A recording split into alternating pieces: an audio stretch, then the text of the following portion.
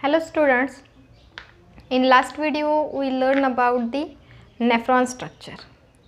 Generally आपण जेव्हापासून excretion and ऑस्मोरेग्युलेशन हा चॅप्टर सुरू केलेला आहे त्याच्यामध्ये आपण काय बघणार आहोत तर एक्सक्रीशन कशाला म्हणतात आणि एक्सक्रीशन कसं होतं आणि ऑस्मोरेग्युलेशन म्हणजे काय आणि ते कसं केलं जातं.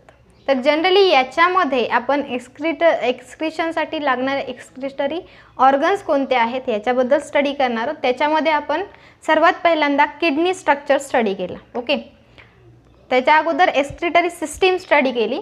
एक्सक्रिटरी सिस्टीममध्ये आपण पाहिलेले जे काही स्ट्रक्चर्स आहेत जे की one pair of kidney, left and right kidney, then ureters one pair, one urinary bladder and one urethra. या सिस्टीम थ्रू काय होतं तर एक्सक्रीशन होतं. तर याच्यामध्ये जो मेन ऑर्गन आहे तो आहे किडनी. किडनीचा पूर्ण स्ट्रक्चर आपण याला स्ट्रक्चर पाहिलेलं आहे, लॉन्जिट्युडिनल सेक्शन पाहिलेलं आहे किडनीचा, ज्याच्यामध्ये किडनी ही दोन पार्ट्समध्ये आहे, एक कॉर्टेक्स आणि मेडुला. कॉर्टेक्स जो आहे याच्यामध्ये आपण जे काही फ्लुइड्स बघतो तो आपल्याला रेडिश कलरमध्ये दिसतो आणि हा जो मेड्युला आहे ज्याच्यामध्ये पिरॅमिड्स असतात. ओके, तर या पिरॅमिड्स आणि कॉर्टेक्स, मेड्युला अँड कॉर्टेक्समध्ये आपण जो मेन किडनीचा फंक्शनल युनिट ज्याला म्हणतो जो की नेफ्रॉन आहे. नेफ्रॉन जो structural and functional unit of kidney. Okay, तर हा जो नेफ्रॉन आहे त्याचं सिच्युएटेड जो पोझिशन आहे, लोकेशन आहे ते आपण पाहिलं. तर जनरली नेफ्रॉनचं जे स्ट्रक्चर आहे याच्यामध्ये बोमन्स कॅप्सूल, ग्लोमेरुलस जो की आर्टरीची नेटवर्किंग असते, अफेरंट आर्टेरिओल हा थोडासा ब्रॉड साईजचा असतो आणि इफेरंट आर्टेरिओल हा स्मॉल साईजचा असतो. Okay, Bowman's capsule, neck. Okay, एवढाच पार्टला आपण काय म्हणतो माल्फिजियन बॉडी म्हणतो. एवढ्यालाच आपण काय म्हणतो माल्फिजियन बॉडी. माल्फिजियन बॉडीमध्ये काय असतं, जी काही आर्टरीची नेटवर्किंग आहे, कॅपिलरीची नेटवर्किंग आहे त्याला आपण काय म्हणतो ग्लोमेरुलस, आणि जो कप लाईक स्ट्रक्चर आहे त्याला आपण काय म्हणतो बोमन्स कॅप्सूल. त्याच्यानंतर नेक रिजनच्या नंतर कनोलेटेड जो पार्ट आहे याला आपण काय म्हणतो PCT, proximal convoluted tubule.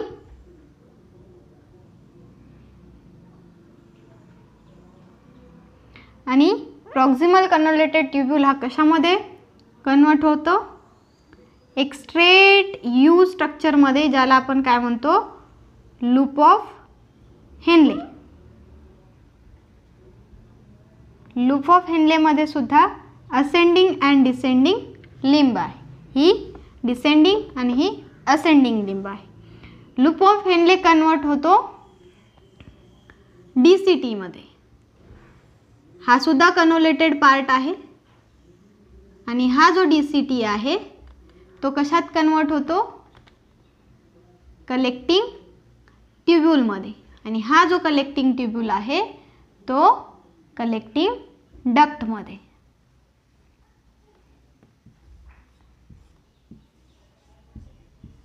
Collecting डक्टमध्ये, आणि हा जो कलेक्टिंग डक्ट आहे तो कुठे ओपन होतो कॅलायसिसमध्ये, कॅलिक्समध्ये. Okay, minor calyx then major calyx. तर हा जो पार्ट आहे याच्यामध्ये आपण पाहिलं हा आहे PCT, हा आहे लूप ऑफ हेनले, हा आहे DCT,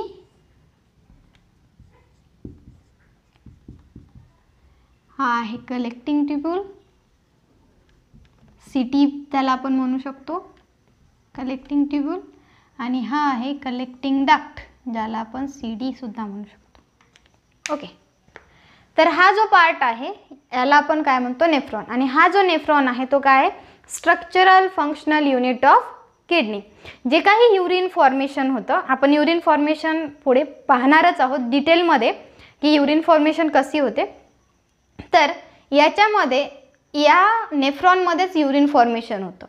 याच्या पर्टिक्युलर पार्टमध्ये आपण काय पाहणार आहोत, तर ज्यावेळेस युरिन फॉर्म होतं, जे काही कॉन्सन्ट्रेटेड युरिन आपण पाहतो ते नेमकं कोणत्या पार्टमध्ये कसे कन्वर्ट होतं हे पाहायचे. तर याच्यामध्ये जनरली हा जो नेफ्रॉन स्ट्रक्चर आहे तो मेन फंक्शनल युनिट आहे किडनीसाठीचा. याच्यामध्ये आपण काय पाहिलं तर हा जो पार्ट आहे लूप ऑफ हेनले.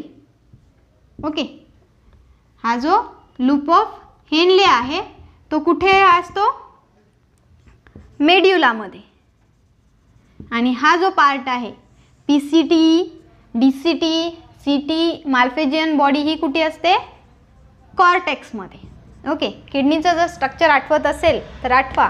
ओके, त्याच्यामध्ये मी तुम्हाला व्यवस्थित स्ट्रक्चर काढून दाखवलेलं आहे. तर हा जो रिजन आहे लूप ऑफ हेनले हा कुठे असतो, मेड्युलामध्ये. आणि जो अदर पार्ट आहे PCT, DCT, CT and Malpighian body हे कुठे असतं, कॉर्टेक्समध्ये. ओके, तर हा जो पार्ट आहे याच्याबद्दल आपण पूर्ण डिटेलमध्ये स्ट्रक्चर पाहिलेलं आहे, कोणत्या सेल्सपासून हे फॉर्म झाले ते पाहिलेलं आहे. आणि यांचं स्ट्रक्चरसुद्धा आपण 1 बाय 1 आपण पाहिलेलं आहे. तर आज आपण हा जो नेफ्रॉन आहे याचे टाईप्ससुद्धा आहेत, नेफ्रॉनचे टाईप्ससुद्धा आहेत. तर जनरली नेफ्रॉनचे कोणते कोणते टाईप्स आहेत ते आपण पाहणार आहोत.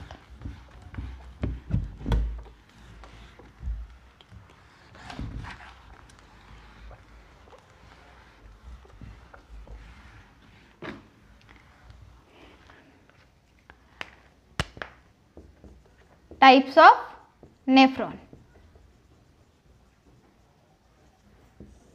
नेफ्रॉनचे टोटल 2 टाइप्स आहेत.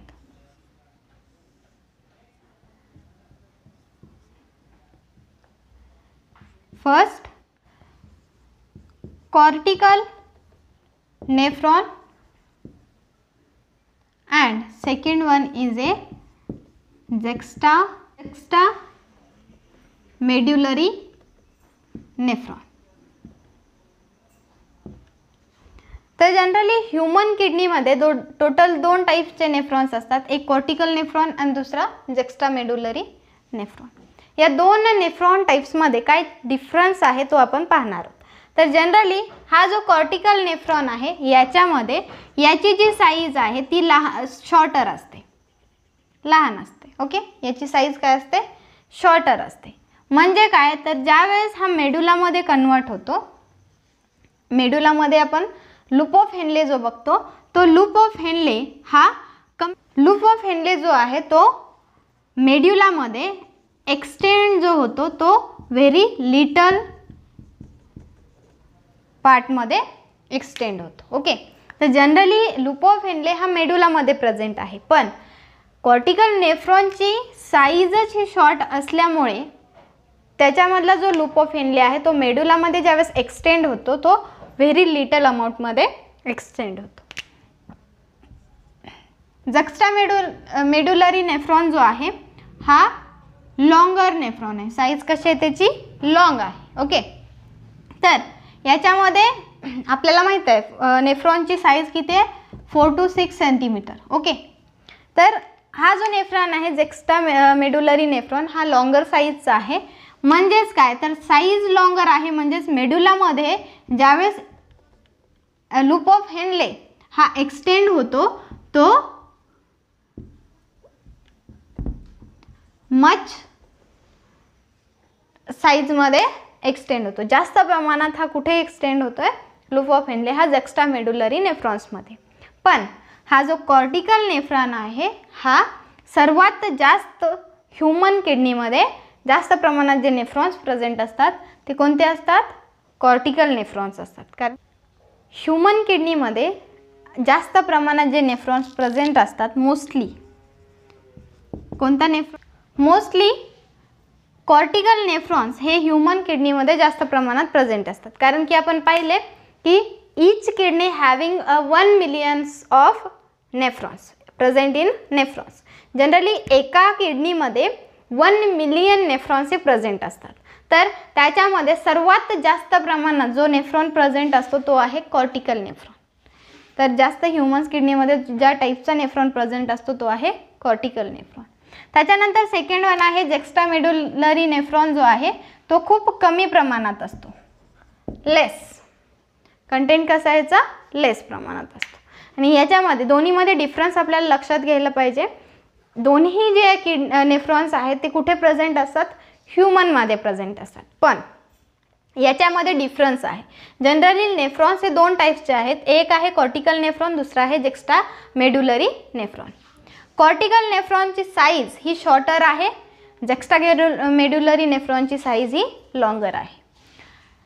कॉर्टिकल नेफ्रॉनची साईज जास्त असल्यामुळे याच्यामध्ये जो लूप ऑफ हेनले आहे तो मेड्युलामध्ये खूप कमी प्रमाणात एक्सटेंड होतो, पण जुक्स्टामेडुलरी नेफ्रॉनमध्ये जास्त प्रमाणात लूप ऑफ हेनले हा मेड्युलामध्ये एक्सटेंड होतो.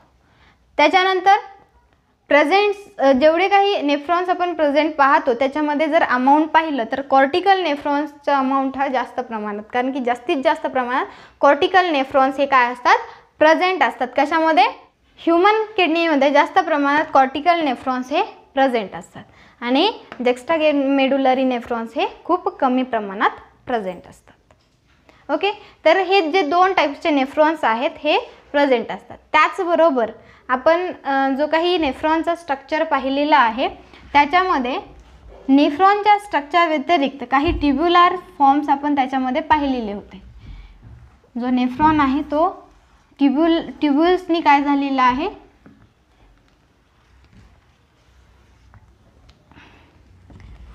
ट्युब्युल्सनी पूर्णपणे त्याला कव्हर केलेलं आहे.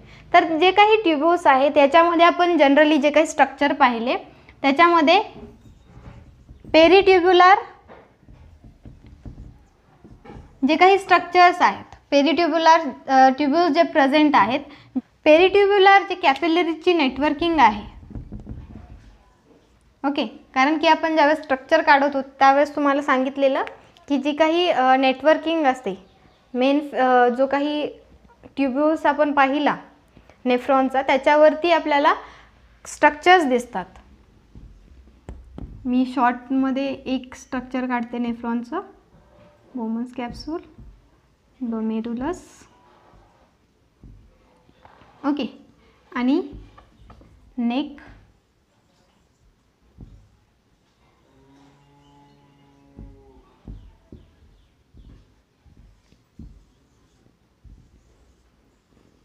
लूप ऑफ हेनले,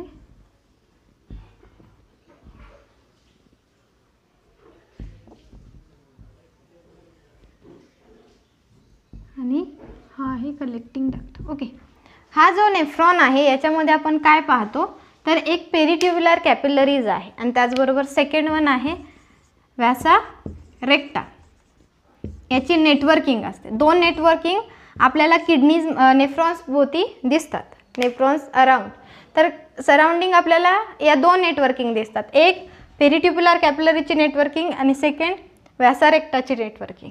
आता ह्या ज्या नेटवर्किंग आहेत त्या या पर्टिक्युलर पार्टवरती आहेत. ज्या काही नेटवर्किंग आहेत याच्यामध्ये जनरली हा जो इफेरंट आर्टेरिओल आहे, हा अफेरंट आर्टेरिओल आणि हा इफेरंट आर्टेरिओल, ओके, ज्याची साईज स्मॉल असते. हा जो इफेरंट आर्टेरिओल आहे याच्यापासून एक ट्युब्युलर जो की पेरिट्युब्युलर कॅपिलरीज ज्या आहेत त्या असतात आणि त्या काय करतात, याच्या अराउंड असतात. ओके, तर या ज्या आहेत त्या यांच्या सराउंडिंगला कनेक्ट असतात, त्यांच्या भोवती त्या अरेंज झालेल्या असतात. ओके, 3D स्ट्रक्चर तुम्ही तुमच्या बुकमध्ये पाहाल तर तुम्हाला व्यवस्थित लक्षात येईल. आता एक पेनमुळे ते पूर्ण एकसारखं दिसतं, पण जनरली इफेरंट आर्टेरिओलपासून जी काही पेरिट्युब्युलर कॅपिलरीज आहेत त्या काय करतात, ज्या सराउंडिंग ट्यूब्स आहेत त्यांच्या भोवती त्या नेटवर्क फॉर्म करतात. या ज्या नेटवर्किंग आहे त्याच्यामध्ये पेरिट्युब्युलर कॅपिलरी ही कशाच्या अराउंड असते तर proximal convoluted tubule, distal convoluted tubule and CT collecting tubules यांच्या भोवती त्या काय झालेल्या आहेत, नेटवर्किंग अरेंज झालेले आहेत. पण त्याचबरोबर लूप ऑफ हेनले जो आहे जो की कशातला, आपण पाहिलेल्या दोन टाइप्स ऑफ नेफ्रॉनमधला कॉर्टिकल नेफ्रॉनमध्ये लूप ऑफ हेनलेला सुद्धा कोणती नेटवर्किंग असते, पेरिट्युब्युलर कॅपिलरीची नेटवर्किंग असते. ओके, ही झाली first networking. Second networking vasa recta. Vasa recta जी आहे ती फक्त आणि फक्त जेक्स्टामेड्युलरी जो काही नेफ्रॉन आहे, सेकंड टाईप ऑफ नेफ्रॉन, जो की खूप कमी प्रमाणात ह्युमन किडनीजमध्ये प्रेझेंट असतो, ज्याची साईज लॉंगर असते. तर जेक्स्टामेड्युलरी नेफ्रॉन्समध्येच लूप ऑफ हेनलेच्या सराउंडिंग जो काही नेटवर्किंग आहे ती कशाची आहे, व्यासा रेक्टाची आहे. ओके, ही तुम्हाला तुमच्या बुकमध्ये जे स्ट्रक्चर आहे त्याच्यामध्ये ओळखू येईल. तर याच्यामध्ये जनरली एक जे स्ट्रक्चर आपण पाहिलं, नेफ्रॉन्सचं स्ट्रक्चर कसं आहे, त्याच्यामध्ये कोणते कोणते पार्ट्स असतात, त्या पर्टिक्युलर पार्टचं काय फंक्शन आहे हे आपण अगोदरच्या व्हिडिओमध्ये पाहिलं. पण आज आपण 2 टाईप्सचे नेफ्रॉन्स पाहिले ह्युमन किडनीमध्ये, आणि त्या 2 टाईप्सच्या नेफ्रॉन्समध्ये जी काही पेरिट्युब्युलर अरेंजमेंट आहे किंवा जी नेटवर्किंग आपण पाहिली, 2 टाईप्सच्या नेटवर्किंग्स आहेत. एक पेरिट्युब्युलर कॅपिलरी नेटवर्किंग आणि दुसरी व्यासा रेक्टा नेटवर्किंग. तर पेरिट्युब्युलर कॅपिलरी नेटवर्किंग ही कशाच्या सराउंडिंग आहे, तर जनरली नेफ्रॉनमध्ये अरेंज कुठून होते पेरिट्युब्युलर नेटवर्किंग, इफेरेंट आर्टेरियोलपासून. तर ही कशाच्या सराउंडिंग आहे, पीसीटी, डीसीटी अँड कलेक्टिंग ट्युब्यूल. त्याचबरोबर कॉर्टिकल नेफ्रॉनमध्ये लूप ऑफ हेनलेला सुद्धा असते. सेकंड व्यासा रेक्टा नेटवर्किंग ही कशाच्या कोणत्या नेफ्रॉनमध्ये असते, जेक्स्टामेड्युलरी नेफ्रॉनमध्ये लूप ऑफ हेनलेच्या भोवती जो पार्ट आहे, जो आपल्याला ट्युब्यूल नेटवर्किंग, कॅपिलरी नेटवर्किंग दिसते, ती कोणती आहे, व्यासा रेक्टा आहे. ज्या काही एक्सक्रिटरी सिस्टीम, एक्सक्रिटरी ऑर्गन आणि त्याचबरोबर नेफ्रॉनचं स्ट्रक्चर आपण पाहिलेलं आहे. याच्यामध्ये यांचं मेन रोल काय आहे, तर एक जर रोल पाहिला तर फर्स्ट रोल आहे elimination of waste material. First role काय आहे, elimination of waste material. Generally त्यांचं मेन फंक्शन हेच आहे की जे काही वेस्ट मटेरियल असतं ते सगळं ते काय करतात, एलिमिनेट करतात, बॉडीच्या बाहेर टाकून देतात. सेकंड आहे ऑस्मोरेग्युलेशन. ऑस्मोरेग्युलेशन आपल्या बॉडीमध्ये जे काही साल्ट अँड वॉटर आहे त्यांना बॉडीमध्ये मेंटेन करणं. साल्ट अँड वॉटर यांचं जी काही मेंटेन करण्याची जी प्रोसेस आहे त्याला आपण काय म्हणतो, ऑस्मोरेग्युलेशन. हे सुद्धा कोण करतं, नेफ्रॉन और यांनी करतो. त्याच्यानंतर हे जे 2 मेन फंक्शन्स आहेत ते कोणाचे आहेत, किडनीचे आहेत. त्याच्यानंतर जे काही एक्सक्रीशन होतं किंवा एलिमिनेशन होतं हे कशा थ्रू होतं, तर थ्रू दी ब्लड. रिचली कशापासून ते फॉर्म केले जातात, थ्रू दी ब्लड.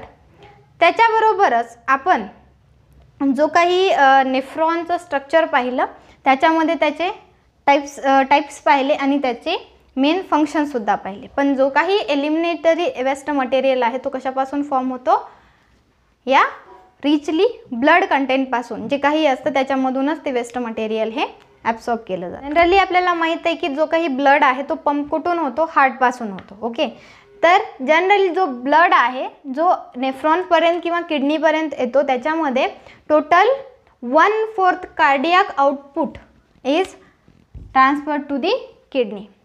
1/4 जो कार्डियाक आउटपुट आहे तो किडनीकडे सप्लाय केला जातो.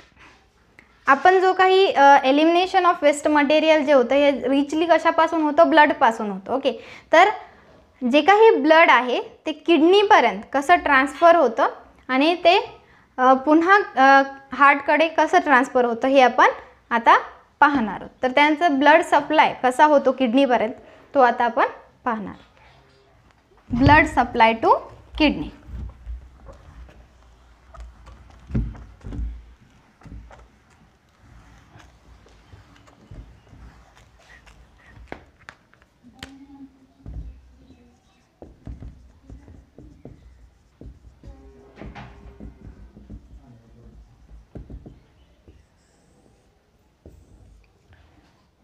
Blood supply to kidney. तर सर्वात पहिल्यांदा ब्लड हा सप्लाय कसा होतो किडनीपर्यंत तो आपण पाहतोय. तर सर्वात पहिल्यांदा रिनल आर्टरी थ्रू. सर्वात पहिल्यांदा ब्लड कुठे येतं, रिनल आर्टरी, म्हणजे हार्टकडून किडनीच्या रिनल आर्टरीपर्यंत. म्हणजे फॉर एक्झाम्पल आपण हा किडनीचा स्ट्रक्चर पाहिलेलाच आहे, ज्याच्यामध्ये मेडुला रिजनमध्ये पिरॅमिड्स आपण पाहिलेत.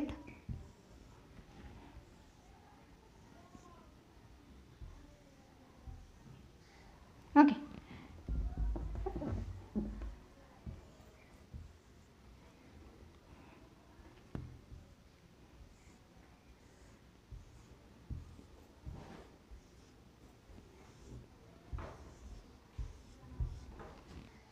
सर्वात पहिल्यांदा जे काही बॉडीचं पूर्ण ब्लड आहे, बॉडीकडून जो ब्लड सप्लाय होतो तो किडनीपर्यंत सर्वात पहिल्यांदा कशाने होतो? रिनल आर्टरी थ्रू होतो. या रिनल आर्टरी थ्रू नंतर रिनल आर्टरी थ्रू पूर्ण बॉडीचं ब्लड आलं, त्याच्यानंतर ते कुठं जाईल? रिनल आर्टेरिओल्स. रिनल आर्टेरिओल्स ज्या की कनेक्टेड पार्ट्स आहेत. ओके. सेकंड कुठं गेल्या? Renal arteriole. रिनल आर्टेरिओलच्या नंतर ब्लड कुठे जाईल? ॲफेरंट आर्टेरिओल. आता हे ॲफेरंट आर्टेरिओल कुठे प्रेझेंट आहे आपल्याला माहीत आहे. ओके. आता हा जो पिरॅमिड स्ट्रक्चर आहे याच्यामध्ये generally Bowman's capsule, afferent arteriole, efferent arteriole. Okay. इथे आहे ग्लोमेरुलस. हा cup like structure, Bowman capsule, neck, proximal convoluted tubule, loop of Henle, distal convoluted tubule and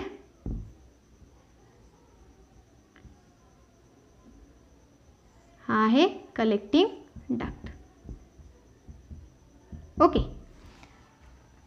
loop of Henle आपण थोडासा मोठा काढू, जो की मेडुलामध्ये प्रेझेंट आहे. ओके. तर रिनल आर्टेरिओल थ्रू ब्लड कुठे जाईल? ॲफेरंट आर्टेरिओल, जो की ब्रॉड साईजचा आहे. Afferent arteriole. Afferent arteriole through blood कुठे पास होईल? ग्लोमेरुलर कॅपिलरीजकडे. ग्लोमेरुलर कॅपिलरीजकडे. फर्स्ट इथून पास झाला रिनल आर्टरीपासून. रिनल आर्टरीपासून कुठे जाईल? रिनल आर्टेरिओल्सकडे. रिनल आर्टेरिओल्सकडून ॲफेरंट आर्टेरिओलकडे आणि ॲफेरंट आर्टेरिओलकडून ग्लोमेरुलस कॅपिलरीजकडे. तर हा आहे ग्लोमेरुलस कॅपिलरी, जिथे पूर्ण कॅपिलरीची नेटवर्किंग असते, जो की बोमन कॅप्सूलच्या मध्ये सिच्युएटेड आहे. तिथे पास झाल्याच्या नंतर तिथून कुठे जातो? इफेरंट आर्टेरिओलकडे. इफेरंट आर्टेरिओल जो की ज्याची वाईड साईज कशी आहे? स्मॉल आहे. कशापेक्षा? ॲफेरंट आर्टेरिओलपेक्षा इफेरंट आर्टेरिओलची साईज कशी असते? लहान असते. तर हायड्रोस्टॅटिक प्रेशर क्रिएट होऊन ब्लड कुठे पास होईल? इफेरंट आर्टेरिओलकडे. इफेरंट आर्टेरिओलकडे आल्याच्या नंतर इफेरंट आर्टेरिओलकडून ब्लड कुठे पास होईल? पेरिट्युब्युलर कॅपिलरी नेटवर्किंग. कुठे जाईल? पेरिट्युब्युलर कॅपिलरी नेटवर्किंग. म्हणजे हा जो पार्ट आहे याच्या भोवताली म्हणजे PCT, DCT आणि CT जो काही नेटवर्क आहे कॅपिलरीचा त्याला आपण काय म्हणतो? पेरिट्युब्युलर कॅपिलरी नेटवर्किंग. ओके. तर या पेरिट्युब्युलर कॅपिलरी नेटवर्किंगकडे येईल. त्याच्यानंतर रिनल व्हेन्युअल्स. कुठे येईल? रिनल व्हेन्युअल्सकडे येईल. ह्या काय आहेत? रिनल व्हेन्युअल्स आहेत. त्याच्यानंतर रिनल व्हेन्युअल्सकडून रिनल व्हेनकडे. कुठे येईल? रिनल व्हेनकडे. आणि रिनल व्हेनकडून पुन्हा बॉडीला रिटर्न जाईल. म्हणजे काय? जे काही ब्लडमध्ये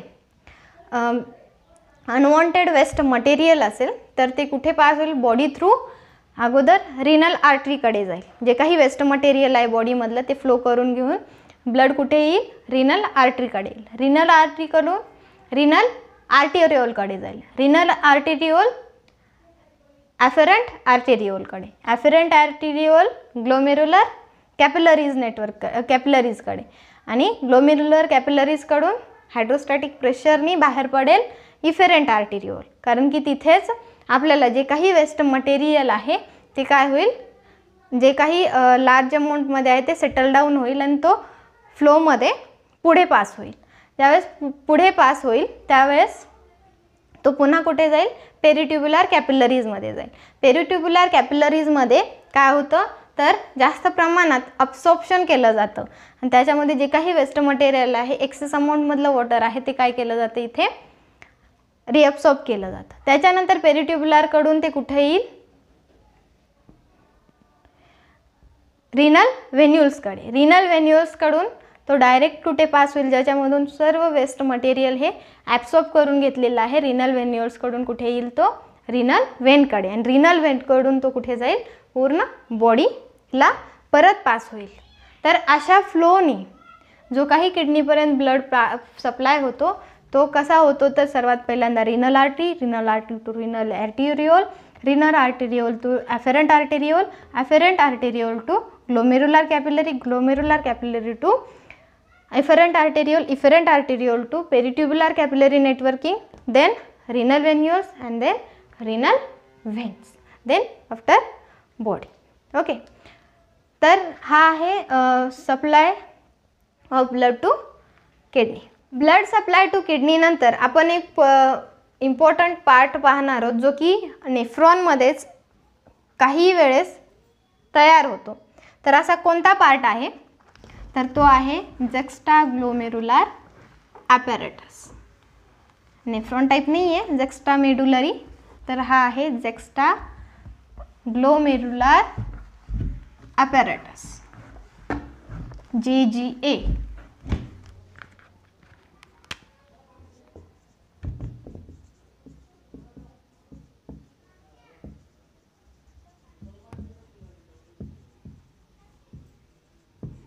हा आहे JGA, juxtaglomerular apparatus. Juxtaglomerular apparatus जो आहे, जनरली हा स्ट्रक्चर कसा फॉर्म होतो, तर जो काही बोमन्स कॅप्सूल आहे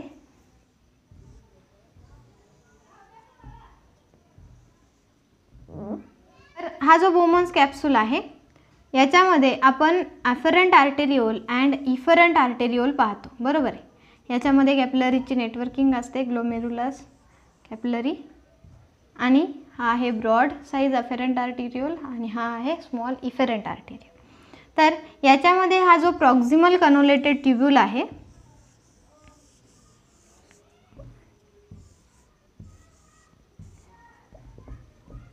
हा आहे लूप ऑफ हेनले, आणि याच्यामध्ये जो DCTचा पार्ट आहे तो कधी कधी काय होतो, सेम नेफ्रॉनचा कधी पास होऊन अटॅच होतो इफेरंट आर्टेरिओलला. म्हणजे हा पाठीमागून गेला असं समजू, हा, आणि इथून हा इथे पास झाला. ओके,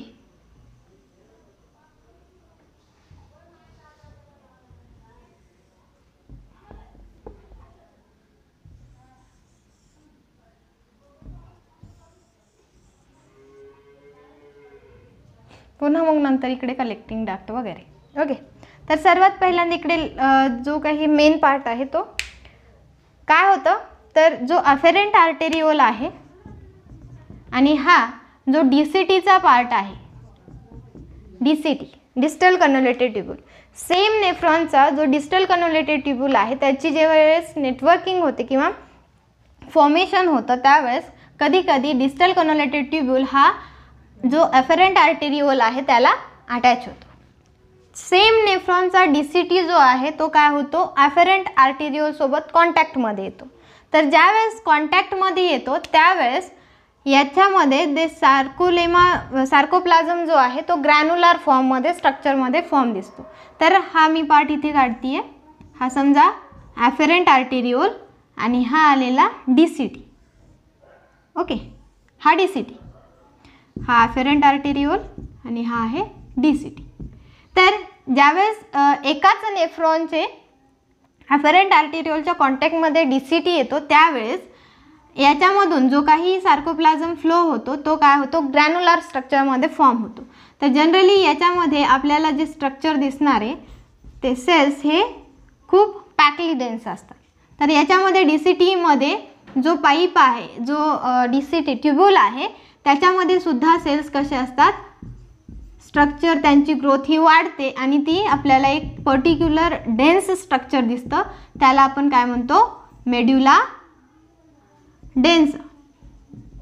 आणि हा जो मेड्युला डेन्स आहे त्याच्यानंतर इथे जे कॉन्टॅक्टमध्ये आलेले सार्कोप्लाझ्मा हा ग्रॅन्युलर स्ट्रक्चरमध्ये ज्यावेळेस येतो तर या कॉन्टॅक्टमध्ये हे स्ट्रक्चर जे आहे ते इन्क्रीज होतं. याची सुद्धा ज्यावेळेस मेड्युला डेन्सा हा डेन्सली पॅक होतो त्यावेळेस याची सुद्धा स्ट्रक्चर काय होतं, इन्क्रीज होतं. आणि त्यावेळेस इथे एक पर्टिक्युलर स्ट्रक्चर तयार होतं, त्याला आपण काय म्हणतो, जेजी अपॅरेटस. इथे जेव्हा इकडे लक्ष द्या, खूप कन्फ्युजन असं नाही आहे. पर्टिक्युलर पार्ट जो ॲफरंट आर्टेरिओल आहे ज्याच्या कॉन्टॅक्टमध्ये DCT ज्यावेळेस येतो त्यावेळेस हा जो सार्कोप्लाझ्मा आहे तो ग्रॅन्युलर स्ट्रक्चरमध्ये फॉर्म होतो, त्याच्यामुळे ती साईज इन्क्रीज होते. तर इथल्या जो सेल्स आहेत त्यांना आपण काय म्हणतो, जेजी सेल्स, जक्स्टाग्लोमेरुलर सेल्स.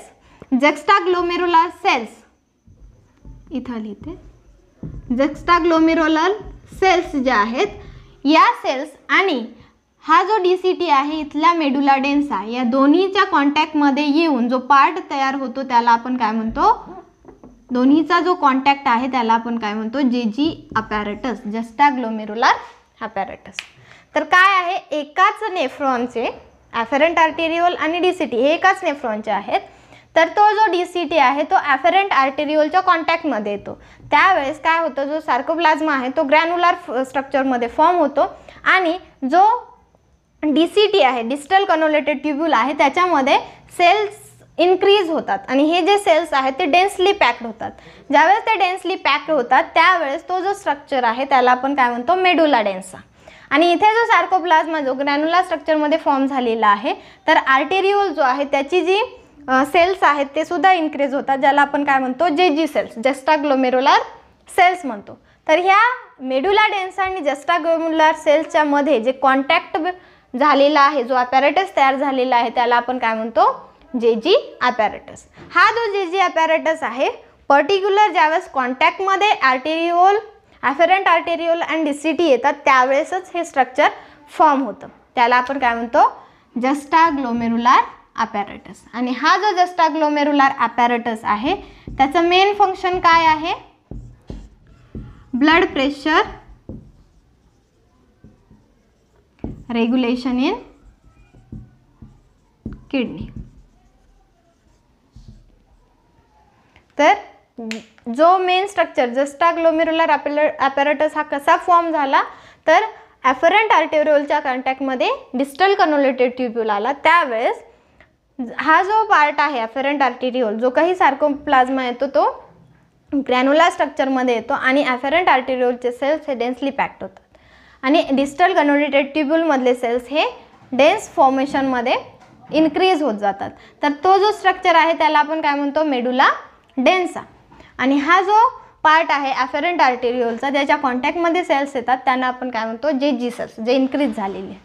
तर या दोन्हीच्या मध्ये जो पार्ट आहे जिथे कॉन्टॅक्ट झालेला आहे डिस्टल कन्व्होल्युटेड ट्यूब्यूल अँड ॲफरंट आर्टेरिओलचा, तर त्या पार्टला आपण काय म्हणतो, जेजी अपॅरेटस, जस्टाग्लोमेरुलर अपॅरेटस. आणि हा जो अपॅरेटस आहे जनरली ज्यावेळेस कॉन्टॅक्टमध्ये येतात तेव्हाच तो स्ट्रक्चर अपॅरेटस फॉर्म होतो. आणि ह्या मेन अपॅरेटसचं मेन फंक्शन काय आहे तर blood pressure regulation in kidney. किडनीमध्ये जो काही ब्लडचा प्रेशर आहे त्याला रेग्युलेट करण्याचं काम कोण करतं, जस्टाग्लोमेरुलर अपॅरेटस करतो. या व्हिडिओमध्ये आपण जे काही नेफ्रॉनचं स्ट्रक्चर आहे त्याचबरोबर जे काही दोन types of nephrons present in human किडनीमध्ये जे दोन टाईपचे नेफ्रॉन्स आहेत, cortical nephron and juxtamedullary nephron, त्याबद्दल आपण स्टडी केली. त्याचबरोबर जो काही ब्लड फ्लो होतो, दोन नेटवर्किंग पाहिल्या, पेरिट्युब्युलर नेटवर्किंग आणि व्यासा रेक्टा. त्याच्यानंतर जो काही ब्लड फ्लो होतो, जो काही सप्लाय होतो किडनीपर्यंत, तो जो सप्लाय आहे ब्लडचा तो कोणत्या सिक्वेन्सनी पास होतो, कसा सप्लाय होतो ते आपण सिक्वेन्शियल इव्हेंट्स पाहिले. त्याच्यानंतर आपण जो पुढचा पार्ट पाहिला तो आहे जक्स्टा ग्लोमेरुलर ॲपॅरेटस. ओके, त्याचं मेन फंक्शन आहे blood pressure regulation in kidney. तर आपण पुढच्या व्हिडिओमध्ये जे काही युरिन फॉर्मेशन आहे त्याच्या स्टेप्स आणि युरिन कसं फॉर्म होतं याबद्दल स्टडी करू.